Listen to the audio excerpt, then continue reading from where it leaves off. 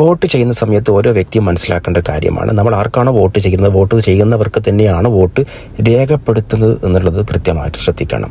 ഉദാഹരണം പറഞ്ഞാൽ, ഇപ്പോൾ നമ്മൾ കൈപ്പത്തിക്കാണ് വോട്ട് ചെയ്യുന്നത് എന്നുണ്ടെങ്കിൽ ഗ്രീൻ സിഗ്നൽ കൈപ്പത്തിക്ക് തന്നെയാണോ പോകുന്നത് എന്ന് പ്രത്യേകം ശ്രദ്ധിക്കണം. ഈ വീഡിയോയിൽ കാണുന്ന പോലെ കൈപ്പത്തിക്ക് വോട്ട് ചെയ്തു, വോട്ട് രേഖപ്പെടുത്തിയിരിക്കുന്നത് താമരയ്ക്കാണ്.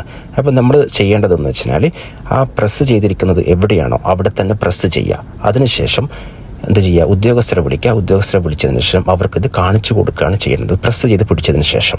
ഈ ഒരു കംപ്ലയിൻറ്റ് നമ്മൾ രേഖപ്പെടുത്തിയിട്ടില്ല എന്നുണ്ടെങ്കിൽ ആ വോട്ട് BJP മീൻസ് താമരയ്ക്ക് ഏത് ചിഹ്നത്തിനാണോ ഓപ്പോസിറ്റ് വരുന്ന ഏത് ചിഹ്നത്തിനാണോ അവർക്കാണ് പോവുക. അത് നമ്മൾ പ്രത്യേകം മനസ്സിലാക്കണം.